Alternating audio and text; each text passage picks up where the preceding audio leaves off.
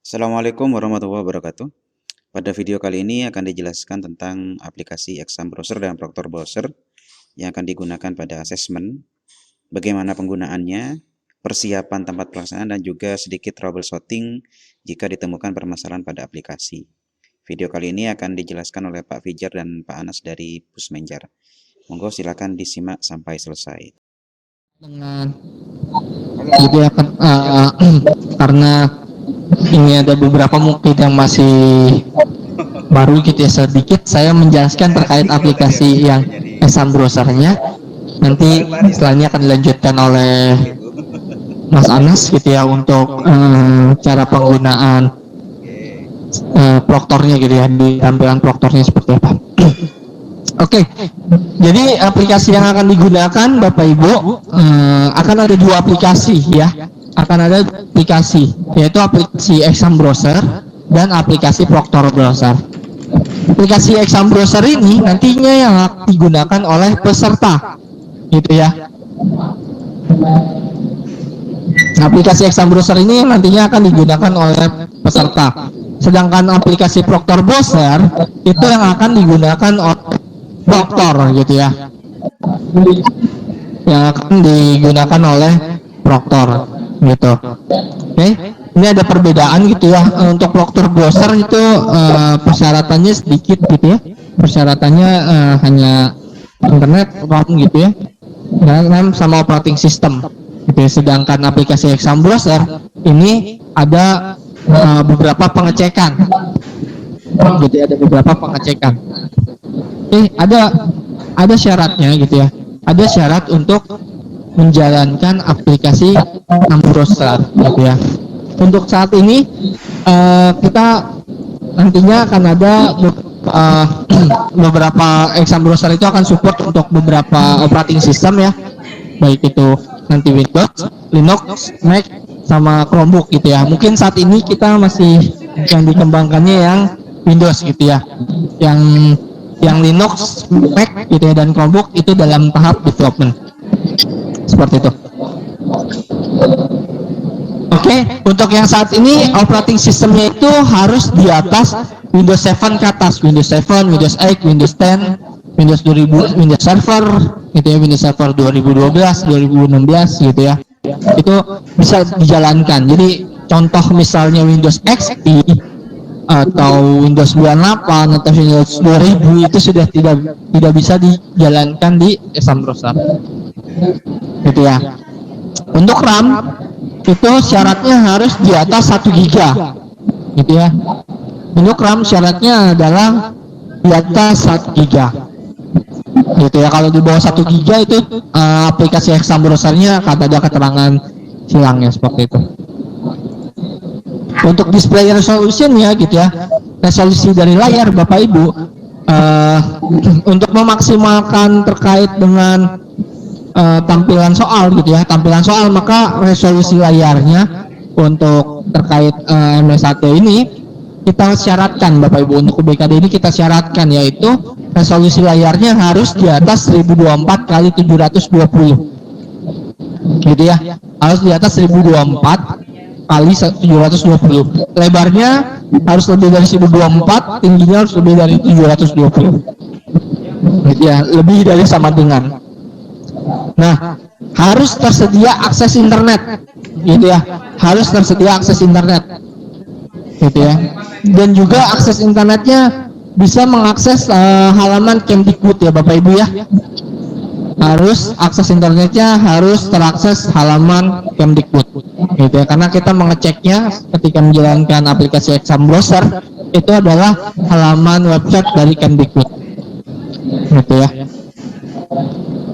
Yang berikutnya Bapak Ibu, aplikasi yang di-download harus sesuai dengan bit OS yang digunakan gitu ya, baik itu proctor browser ataupun exam browser, itu harus sesuai dengan bit OS-nya gitu ya, harus sesuai bit OS.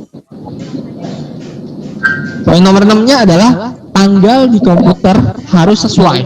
Nah, tanggal di komputer ini hanya untuk yang aplikasi exam browser ya Bapak Ibu ya. Nih di aplikasi exam browser kan ada waktu komputer peserta ya.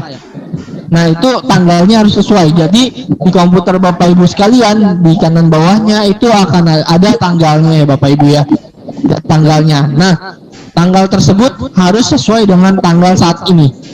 Karena biasanya itu komputer itu ketika terinstall itu pilihan defaultnya adalah eh, -8 ya, -8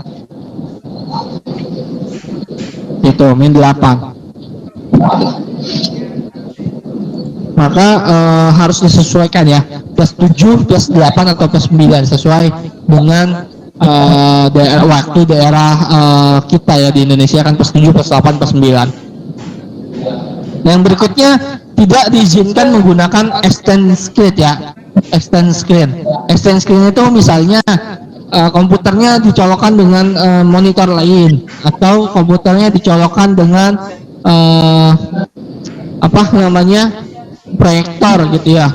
Ataupun misalnya ketika Bapak Ibu menekan Windows P gitu ya.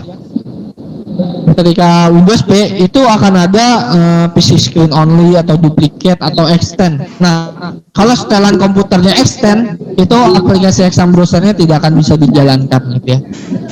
Kalau kita coba untuk pengen sharing gitu ya, sharing layar itu kan ada Windows P ya. Itu kan ada pilihannya extend ataupun duplicate atau PC screen only. Kalau komputer Bapak Ibu itu extend di settingnya komputernya itu tidak akan bisa menjalankan aplikasi Exam Browser-nya.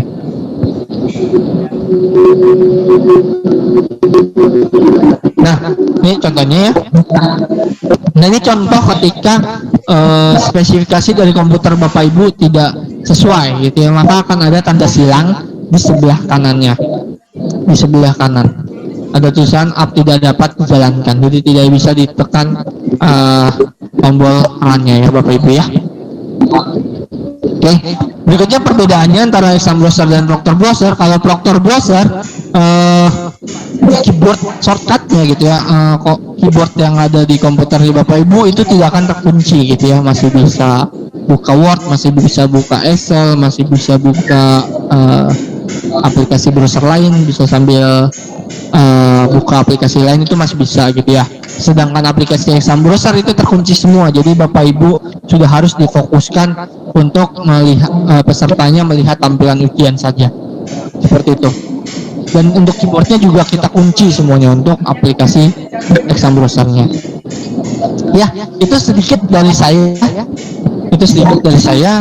Mungkin selanjutnya akan dibahas terkait penggunaan aplikasi Proctor gitu ya, cara pengoperasiannya nanti akan disampaikan oleh Mas Anas gitu ya. Untuk Mas Anas, waktu dan tempatnya dipersilahkan.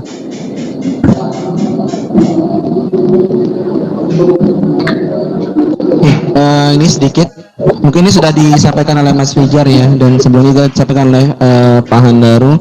Jadi intinya nanti teman-teman menyiapkan klien dengan akses internet, boleh menggunakan LAN atau WiFi dengan bandwidth dedicated 12 MB per second per 15 klien ya.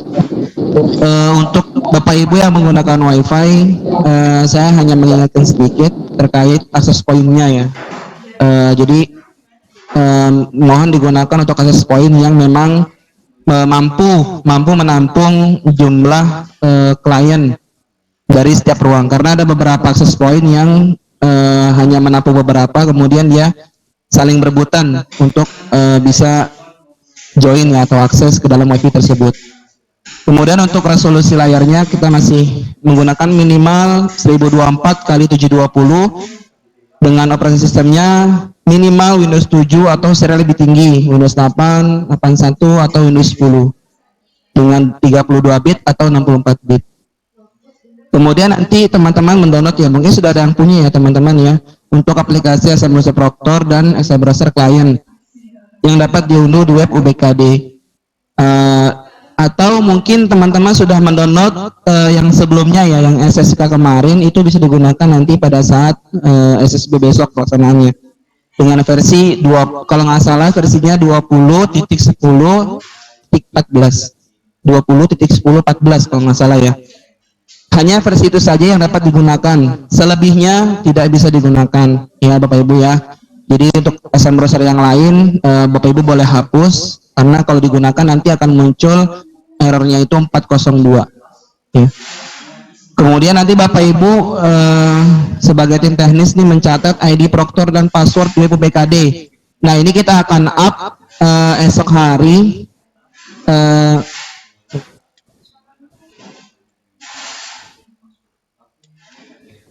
ya, kita nanti akan up ID-nya dan passwordnya itu setengah jam ya, mungkin setengah 9 sudah kita up nanti di web UBKD.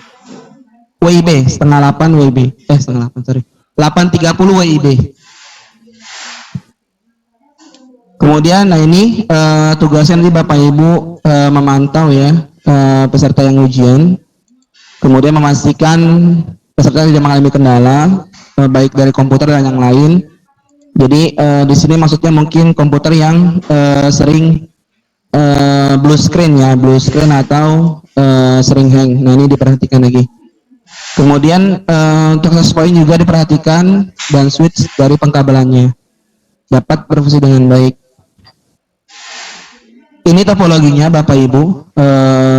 Sedikit saya berikan penjelasan ya karena kemarin pada saat Vicon juga untuk yang uji coba TKG ada beberapa teman-teman dari jenjang SD khususnya yang masih bingung ya, atau dari jenjang SMP pun masih ada yang masih bingung dengan topologi yang CBT online ini. Untuk topologinya sangat berbeda sekali Bapak Ibu ya dengan yang semi online.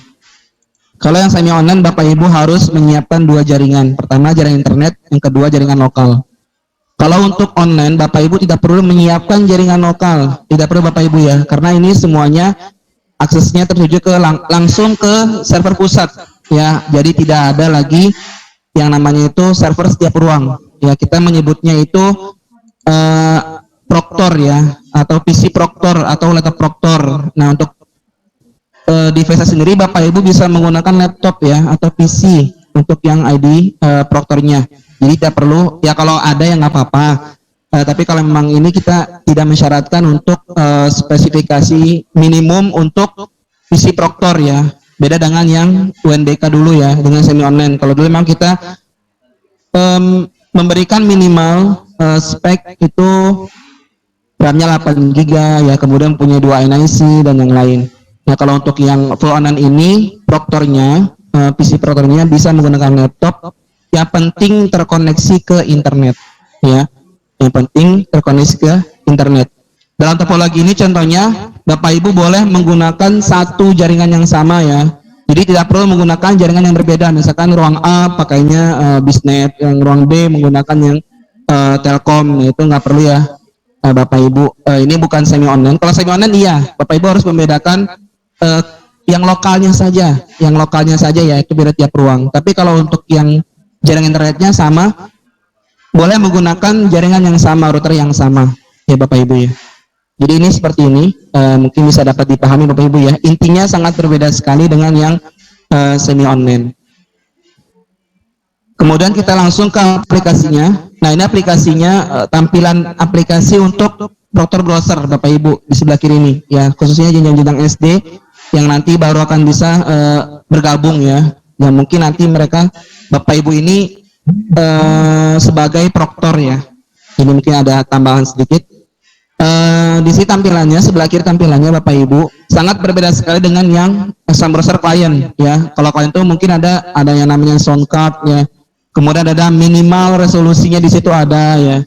Kalau untuk Proctor hanya seperti ini Bapak Ibu, hanya membaca OS-nya apa, CPU-nya apa, RAM-nya berapa, versi aplikasi, dan yang paling penting adalah koneksi internet ya. Pastikan tidak ada yang tanda silang di sini ya.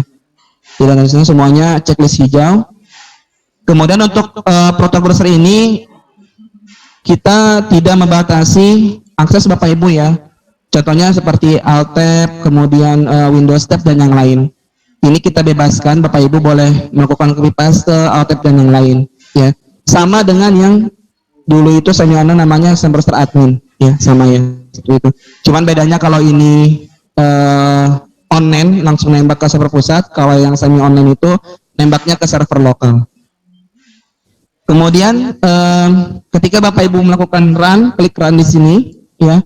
Ini tampilan utamanya Bapak Ibu, halaman depannya, halaman loginnya ya. Jadi ada username dan password. Nanti ini Bapak Ibu dapatkan di web UBKD. Insya Allah besok kita up pukul 8.30 WIB ya di web UBKD. Ini langsung Bapak Ibu masukkan username dan passwordnya.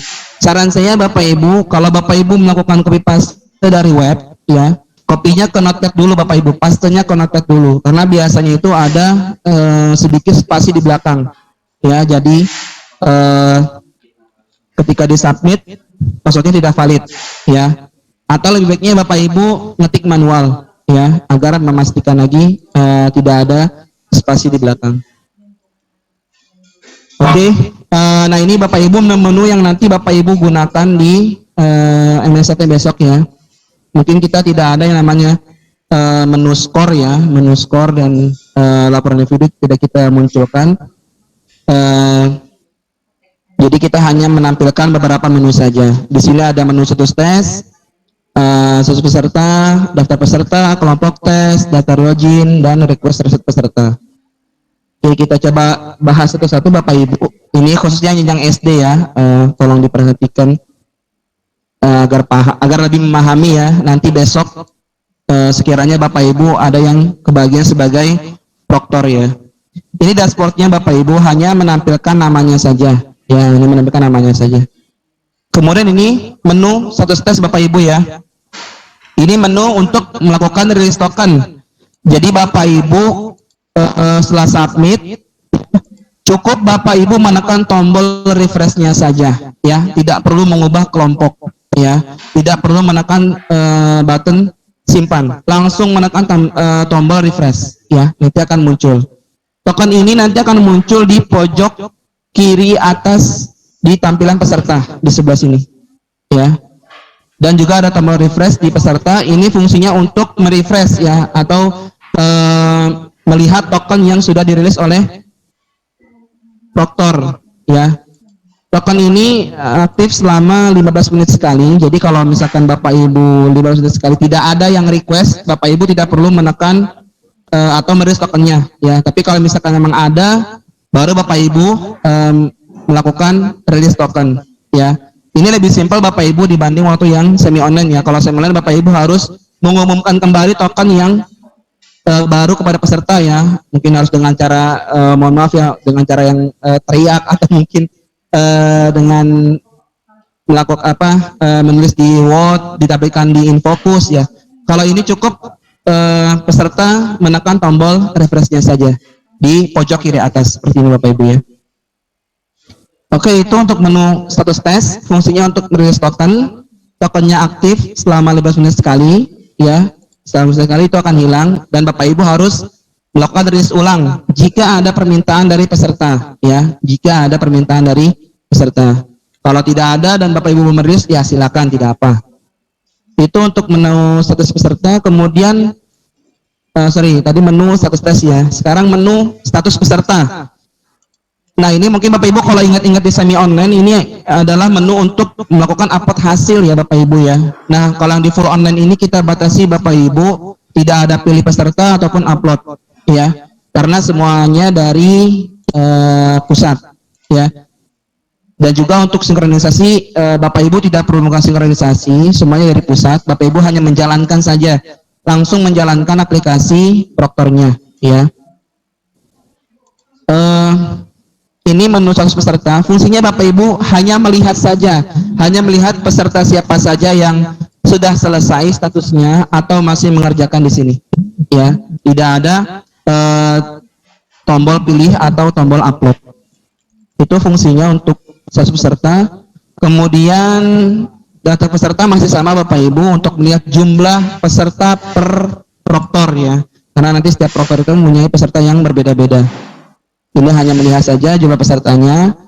Kemudian, nah ini kelompok tes Bapak Ibu ya. Kelompok tes fungsinya untuk mengaktifkan peserta tes ujian ya. Beda dengan yang tadi status tes ya Bapak Ibu ya. Kalau status tes Bapak Ibu untuk merilis token, dan tokennya itu nanti akan digunakan oleh peserta setelah login untuk masuk ke halaman soal. Kalau ini di awal Bapak Ibu. Kalau Bapak Ibu tidak melakukan assign all atau mengaktifkan kelompok tes, pesertanya tidak akan bisa login ya. Dapat dibedakan Bapak Ibu ya. Jadi kalau yang kelompok tes ini peserta bisa login, tapi kalau untuk yang token tadi itu dibutuhkan untuk masuk ke halaman soal ya. Jadi Bapak Ibu untuk mengaktifkannya cukup menekan tombol assign all, nanti kemudian save change ya. Kemudian Bapak Ibu bisa melihat jumlah peserta yang sudah di-assign di pojok kanan atas seperti ini ya. Ini jumlahnya. Nanti berbeda-beda Bapak Ibu ya, setiap proktor ya, seperti ini. Jadi tahapannya nanti Bapak Ibu proktor yang baru nanti akan menggunakan aplikasi ini, tahapannya itu Bapak Ibu setelah melakukan release token ya, sudah di refresh, muncul tokennya, Bapak Ibu jangan suruh pesertanya untuk login dulu ya, langsung ke menu kelompok tes dulu nih Bapak Ibu nih sebagai proktor, aktifkan dulu, setelah aktif baru meminta peserta untuk melakukan login, seperti itu. Kemudian, nah ini daftar login Bapak Ibu. Ini mungkin kalau Bapak Ibu masih ingat ya, ini kalau semi online namanya reset login peserta ya. Reset login peserta. Untuk di online ini Bapak Ibu, menu ini hanya untuk melihat peserta yang login. Ya, peserta yang login ya. Ada berapa orang? Harusnya sesuai dengan yang Bapak Ibu assign ya. Harusnya ya. Jadi untuk menu ini Bapak Ibu hanya melihat saja siapa saja yang sudah login ya. Dan tombol button ini Bapak Ibu abaikan dulu saja ya. Oke, untuk info ini Bapak Ibu abaikan saja. Ini masih kita perbincangkan Bapak Ibu, tombol ini mau kita hidden atau mau kita hapus ya, karena masih jadi perbincangan di teman-teman pusat untuk developmentnya. Untuk reset loginnya Bapak Ibu bisa gunakan di menu request reset login peserta ya. Jika ada peserta yang melakukan request reset ya. Jika ada peserta yang melakukan request reset. Jika ada Bapak Ibu baru bisa mengapprove ya dengan mencek box kotak yang kecil ini, di check box nanti semuanya akan terchecklist ya. Semua peserta yang meminta request akan terchecklist dan Bapak Ibu boleh menekan tombol reset peserta di sini ya. Khusus menu ini kita tanamkan, kita beri fasilitas lebih ya Bapak Ibu ya, yaitu auto refresh ya, sekitar 1 menit sekali. Jadi jika ada peserta yang melakukan request reset sebelum 1 menit, Bapak Ibu boleh melakukan refresh manual dengan menekan F5 pada keyboard ya, dengan menekan tombol F5 pada keyboard. Itu beberapa menu Bapak Ibu untuk jenjang SD khususnya ya, yang baru nanti akan menjadi proktor, ada 6 ya kalau nggak salah, ada 6 menu ya, ada 6 menu dari series tes, kemudian ada status peserta, kemudian ada daftar peserta, ada kelompok tes, daftar login, dan request reset login peserta ya. Kemudian saya coba sedikit troubleshooting aplikasinya Bapak Ibu, khususnya yang baru ya mengikuti uji coba ini. Nah, ini yang paling sering dialami Bapak Ibu ya. Ini permintaan reset peserta. Ya, mungkin dikarenakan banyak hal ya. Bisa jadi karena PC kliennya itu tiba-tiba hang dan harus keluar dari aplikasi, atau mungkin karena jaringan koneksi internetnya yang tiba-tiba putus. Ya. Ketika pesertanya keluar dari aplikasi, itu harus melakukan reset peserta ya. Dengan menekan tombol ini tombol Bapak Ibu ya, ini bukan watermark ya. Ini tombol Bapak Ibu. Jadi Ibu harus diklik nih Bapak Ibu nih, karena masih ada proktor yang bingung ya. Pak, ini ada yang reset, minta reset, tapi kok nggak ada ya di menunya ya. Pesertanya lupa mengklik tombol ini Bapak Ibu. Ini yang abu-abu ini ya. Ini bisa diklik Bapak Ibu. Jadi harus diklik dulu, nanti baru Bapak Ibu approve di menu ini. Ya, harus approve di menu ini. Kalau ini tidak diklik, ya udah tidak akan muncul di menunya, di dalam menu itu. Ini bukan watermark Bapak Ibu ya. Ini bisa diklik ya, diklik dulu ya. Harus diklik, nanti baru approve di sini. Ya. Mungkin nanti kita akan coba ubah warnanya kali Bu ya, Bapak Ibu ya. Soalnya memang ini seperti watermark ya, dan tidak terlihat seperti button ya. Mungkin kita akan ubah warnanya biar lebih jelas.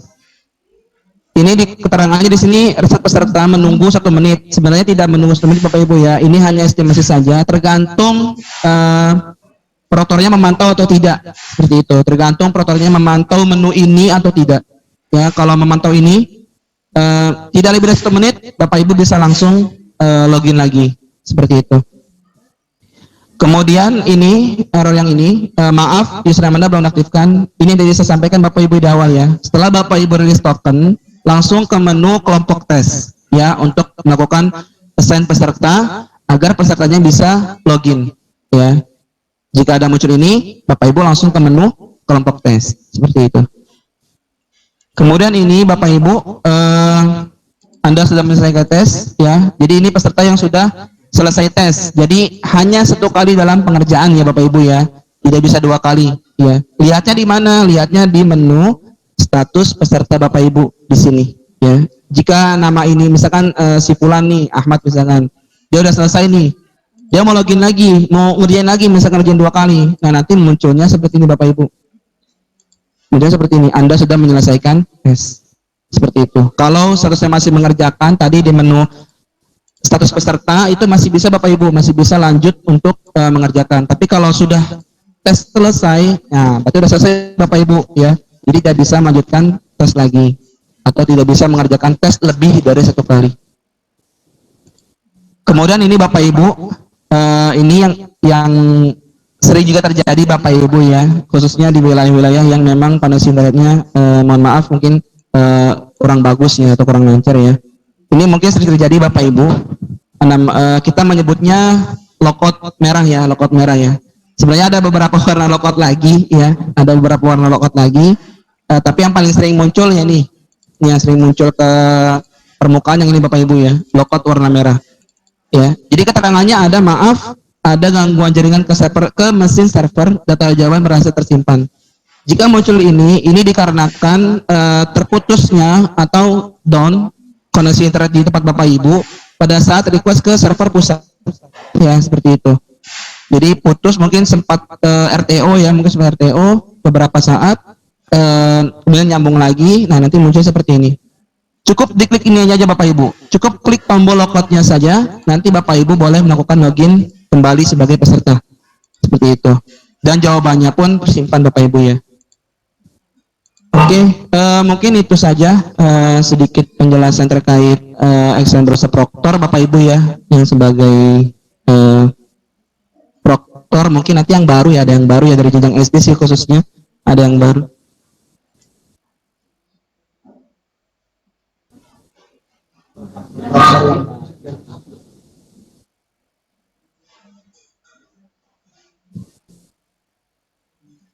Dari Proctor yang baru ya, bukan versi aplikasinya Bapak Ibu ya.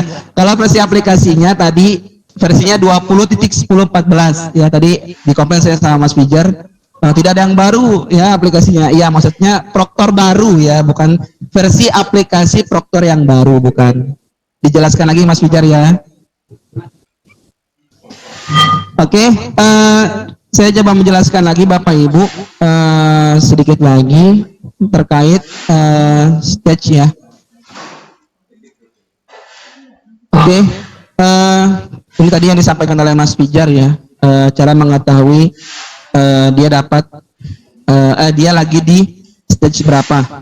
Oke, jadi Bapak Ibu, memang saat ini kita kami masih belum bisa, bukan belum bisa sih, belum memberikan pembeda ya, belum memberikan pembeda pada setiap stage ya, pada setiap saya nyebutnya tangga aja kali. Jadi ada 3 tangga ya, 3 tahapan berbeda ya. Jadi cara gampangnya Bapak Ibu setelah login ya, sebagai peserta ya, setelah login Bapak Ibu langsung ke panel daftar soal ya, yang ada di pojok kiri atas ya.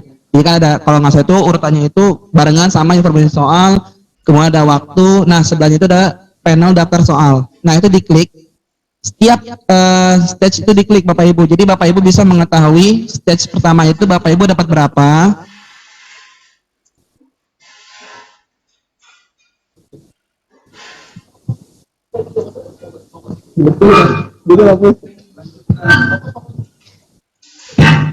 Iya.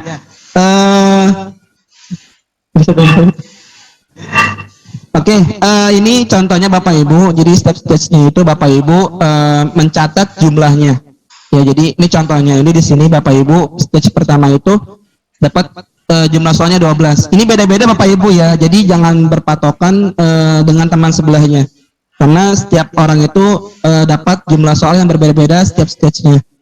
Jadi dicatat, ini contohnya ini stage pertama ini 1 sampai 12 ya. Jadi dicatat. Nah, setelah 12 itu kan akan lanjut ya. Akan lanjut ke nomor berikutnya dan seterusnya. Dan jumlah soal yang didapat pun berbeda-beda Bapak Ibu ya. Jadi mungkin ada yang 25 soal, ada yang cuma 19 soal ya. Jadi dicatat saja dan memang berbeda-beda Bapak Ibu ya. Tidak usah bingung. Oh ini dapatnya segini, kok dapat segini gitu ya. Jadi memang berbeda-beda setiap peserta mendapatkan jumlah soalnya. Ini contohnya Bapak Ibu. Jadi setelah Bapak Ibu ke nomor 12 itu kalau di exam browser kliennya itu nanti dia ada loading pack-nya Bapak Ibu ya. Loading pack. Nah, itu akan langsung ke stage berikutnya. Seperti ini. Stage kedua ya. Nah, di sini contohnya ini saya dapat dari nomor 13 sampai nomor 21.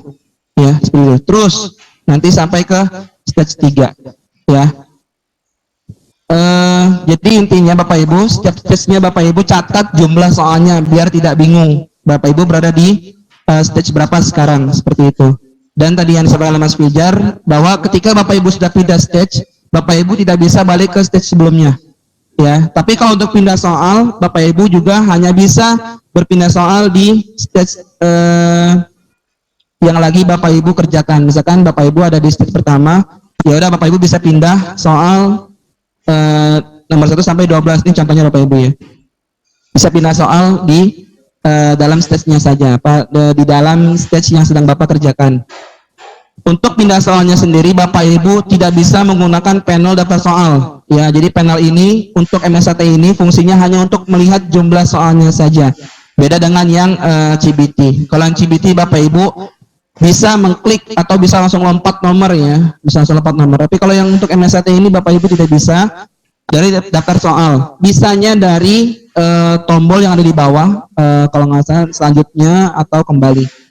Selanjutnya atau kembali. Dari situ Bapak Ibu untuk pindah soalnya ya, tidak bisa dari panel daftar soal. Kemudian untuk yang ada di sini pembedanya Bapak Ibu ya, kayak checklist seperti ini ada D. Untuk B ada ini, untuk B D ini soal PG Bapak Ibu atau pilihan ganda Bapak Ibu ya, soal pilihan ganda. Kalau seperti ini soal misalkan kayak drop down ya atau multi tab dan yang lain atau esai seperti ini. Kalau yang kosong ini biasanya soal yang kombinasi Bapak Ibu ya, misalkan kombinasi PG dengan esai. Kalau hanya salah satu sisi dijawab nanti muncul seperti ini kosong.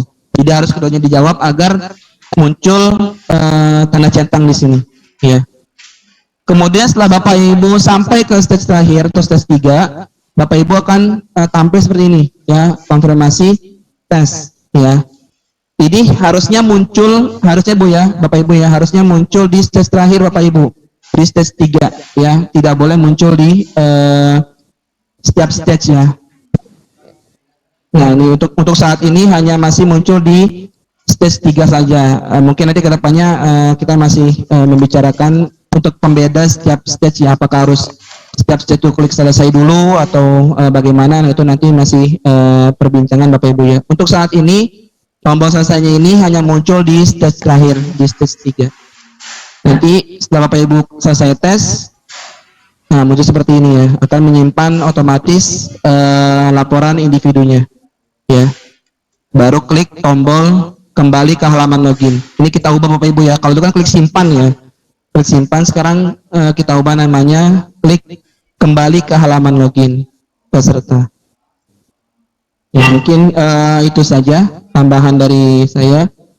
Selebihnya saya kembalikan ke Mas Fijar. Kurang lebihnya mohon maaf. Assalamualaikum warahmatullahi wabarakatuh.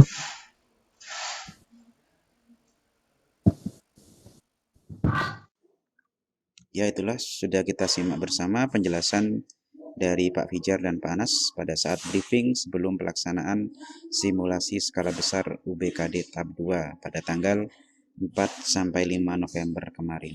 Semoga bermanfaat. Wassalamualaikum warahmatullahi wabarakatuh.